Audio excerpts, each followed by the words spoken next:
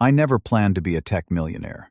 I was just a self-taught programmer who created an app to help people manage their money better. What started in my apartment became a $200 million revenue machine. Then one day they called me to a meeting and fired me on the spot.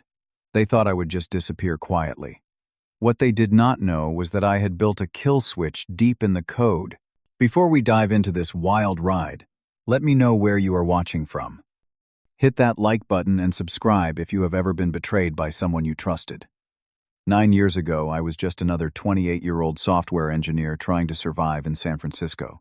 My name is Earl, and I had been working for a small tech company until the recession hit, and half our staff got pink slips, including me. The job market was brutal. Over 6 months, I sent out 312 applications and got only 7 interviews, none of which panned out. My savings were dwindling fast, and rent in the Bay Area was not getting any cheaper. During those months of job hunting, I noticed something interesting. Almost everyone I knew struggled with managing their finances. My roommate Jake could never keep track of his spending. My cousin Tom kept overdrafting his account. Even my dad, who was usually good with money, mentioned how difficult it was to track all his investment accounts in one place.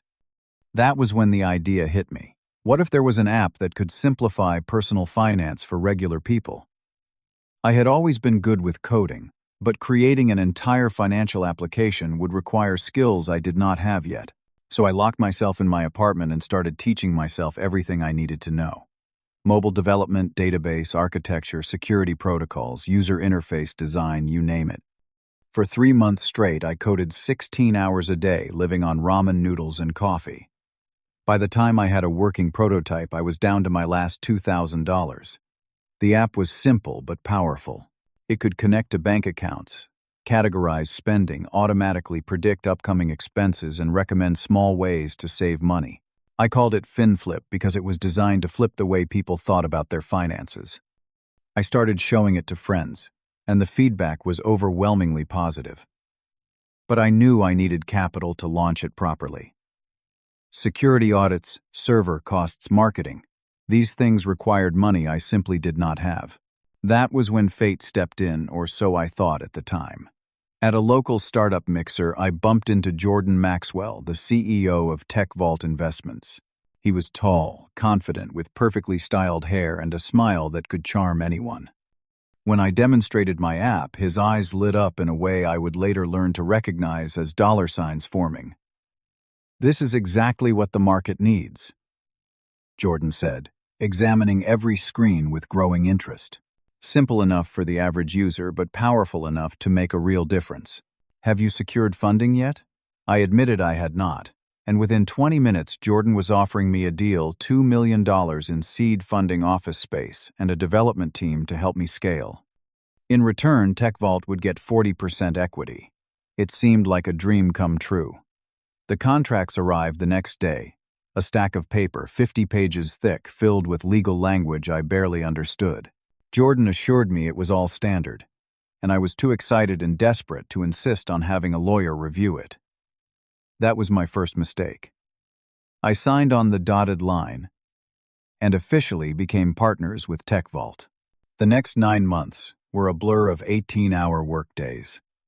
We expanded the team to 12 developers, redesigned the interface 3 times, and added dozens of features. I personally oversaw every aspect of development, often sleeping on the office couch rather than going home. We were building something special, and I could feel it. When we finally launched FinFlip, the response exceeded our wildest expectations. We hit 100,000 downloads in the first week alone. Users loved the clean interface and how easily it simplified their financial lives.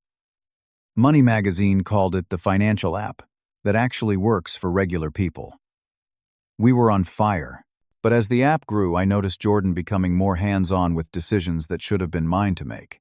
He started insisting on feature changes that compromised my original vision. When I pushed back, he would smile, that charming smile, and remind me of how much money TechVault had invested.